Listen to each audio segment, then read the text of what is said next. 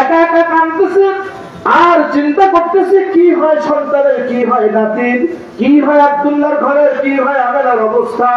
একটু পরে যখন তিনি বাহির দ্বারে অপেক্ষা করতেছে, কিতাবের মধ্যে লিখতেছে খাওয়ার কে আদত চক্র লিখেছে, অর্থাৎ যা হওয়ার না তা হয়েছে, যা রীতিনীতি তার বিপরীত কিছু ঘটনা ঘটছে। খাবারের যে আদত চক্রের ব্যাখ্যায় লিখেছে আসমান আসমানের জায়গায় ছিল না, আসমান নিচে নেমে গেছে, চন্দ্র সূর্য তার জায়গায় ছিল না, নিচে পড়ে গেছে, গাছ গাছালি দাঁড়ানো ছিল না, সমূলে শিকড় উৎপাদিত হয়ে আমাদের ঘরের কাছে চলে আসছে, গাছ গাছালি তরুণতা চিৎকার দিয়ে উঠছে। রোম, শাম, সিরিয়া, পারস্য, ইরান, এই সমস্ত রাষ্ট্রের বড় বড় প্রাসাদগুলি যেখানে শিখা অনির্বাণ আগুনের পূজা চলতো, মূর্তির পূজা চলতো, শ্বাস খাস করে ভেঙ্গে চুরমার হয়ে নিচে পড়ে গেছে। কোটি কোটি লক্ষ বছরের পরিচালিত করা আগুনগুলি থপথপ করে বন্ধ হয়ে গেছে। পৃথিবীর এক বৈচিত্র্যময় দৃশ্য দেখা দিচ্ছে, সম্পূর্ণ পৃথিবীটা নূরে নূরান্বিত আলোকিত হয়ে গেছে। আব্দুল মুতাল্লিব বলে চক্ষুরা বুঝতে পারি নাই, চক্ষুরা সম্পূর্ণ ঝাঁঝালো নূরের তাজাল্লিতে চোখের সামনে পৃথিবী অন্যরকম দেখা গেছে। একটু পরে দেখি সব ঠিক হয়ে গেছে। আমি লাঠি নিয়ে হাঁটতে হাঁটতে হাঁটতে হাঁটতে আমি রাদিয়াল্লাহু তাআলার ঘরের কাছে গিয়ে ডাকতেছি, মা ও আমি না, আমার নাতিকে দুনিয়াতে আসছে, আমার নাতিটা একটু আমার কোলে দাও, ওর বাবা নাই। আমার রাদিয়াল্লাহু তাআলা না বলেন আব্বা নেন।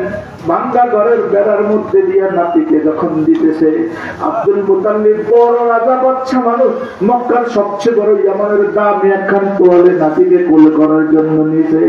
বলছে মা তোমার ঘরে তো কিছু নাই, আমার নাতিকে দামি তোয়ালের মধ্যে দাও, দাদাই বুকে নিব। আমার হাত দিয়া কয় আব্দুল মুতাল্লিব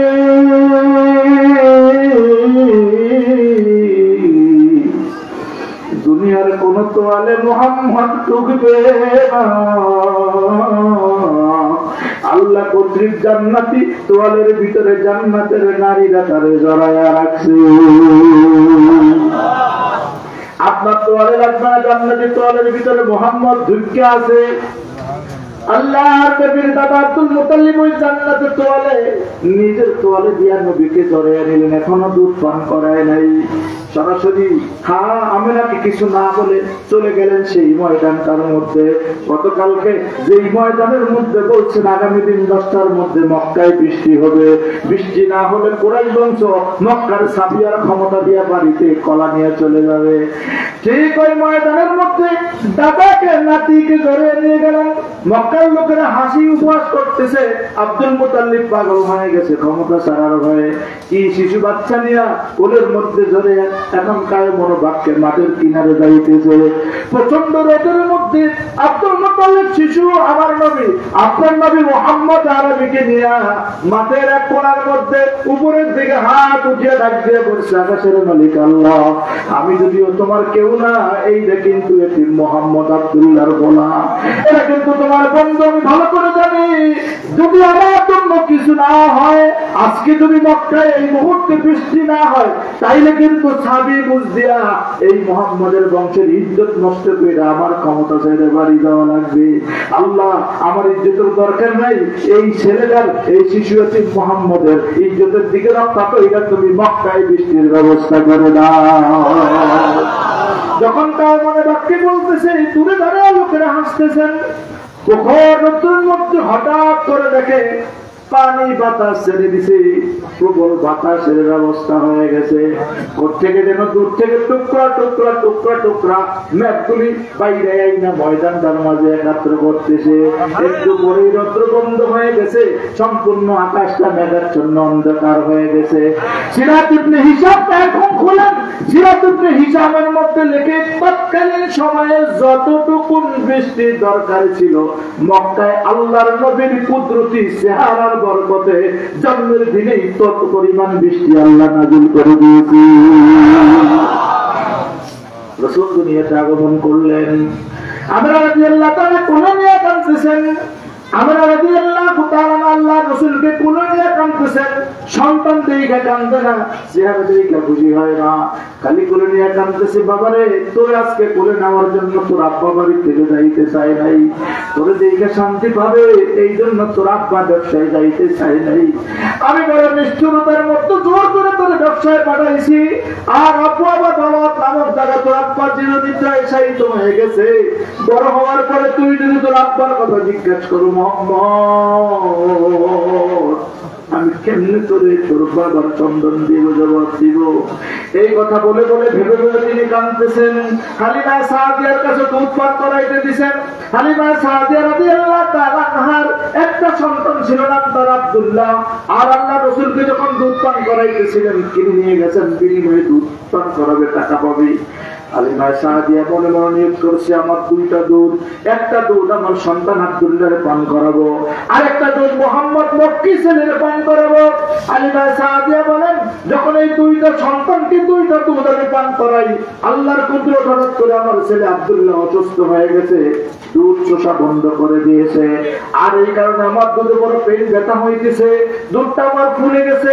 এই জন্য মোহাম্মদকে বাপ মাদুর থেকে ধরে যখন এই দুধের মধ্যে মুখ লাগাইছি, বাচ্চা যদি দুধটা টানে আমার একটু উপকার হবে, ব্যথা কমবে। আমিনা রাদিয়াল্লাহু হালিমা সাদিয়া বলেন, আসমানের মালিকের কসম, যতদিন, যতবার, যত সময়, যত পীড়াপিড়ি করেছি, আমি আব্দুল্লাহর জন্য যে দুধ রক্ত করেছি, ওই দুধটার ভিতরে যত কষ্ট পেয়েছি, মোহাম্মদের মুখ লাগাইছি, আর তার দুধের মুখ লাগাইলে সে দুধ টানত, সুস্থ ডোব ধরে গিলত। ভাইয়ের মুখে দুধে মুখ লাগাইলে চুপ করে বসে থাকতো, একটা দুধে শোষণ মারে নাই। বাবু ভাই বন্ধু, প্রত্যেকটা কথার সাথে এত দেখার সুযোগ নেই। আল্লাহ রাসূল দুনিয়াতে আইসা সিরত দেখাইছেন, অভ্যাস খাসলত দেখাইছেন পৃথিবীর মানুষ। এইটা আমার ভাইয়ের হক, আব্দুল্লাহর হক, যা হক ওটার দিকে আমার দেখার সুযোগ নাই। ওটা আমার হক না, আমি কেন সেটা বক্ষণ করবো? কার হকের ভিতরে আমি শোষণ লাগাবো? কার হকের ভিতরে আমি মুখ লাগাবো? না না, আমি মুখ লাগাবো না। এই জন্য নিজের যতটুকু ছিল ততটুকু পান করেছে, অল্প দুষ্টিত অবলম্বন করেছে, ভাইয়ের দুধের ভিতরে মুখ লাগায় নাই। শিখাইছে মোহাম্মদ, আল্লাহর পয়গম্বর শিখাইছে, উম্মত সব শুধু বালেক হওয়ার করে না, এখান থেকে আরেকজনের হক শুরু হয়ে যায়। খবরদার, খবরদার, কেউ কারো হক মুখ লাগাইও না, কেউ কারো হক নষ্ট করো না।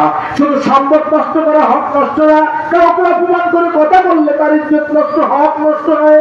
কাউকে অযথা কথা বললে তার হক নষ্ট হয়। এরকম বহু ব্যাখ্যা ওলামায়ে কেরাম থেকে জেনে নিবেন, ওই সমস্ত বললে বহু দেরি হয়ে যাবে। আল্লাহর হাবিব দুধটা পান করে নাই, উম্মতকে তার হক শিখানোর ব্যবস্থা করেছে। হালিমা সাদিয়া রাদিয়াল্লাহু তাআলা বলেন, আমার রাসূল মুহাম্মদ শিশু মানুষ, দুগ্ধ পুষ্ট মাত্র দুধ পান করে। মুহাম্মদ রাসূলুল্লাহ যখন শুয়ে রাখতেন, খালি মোড়ামুড়ি করতেন, কি যেন বলতে চাইতেন, কি যেন বাচ্চা মানুষ বুঝাইতে চাইতেন।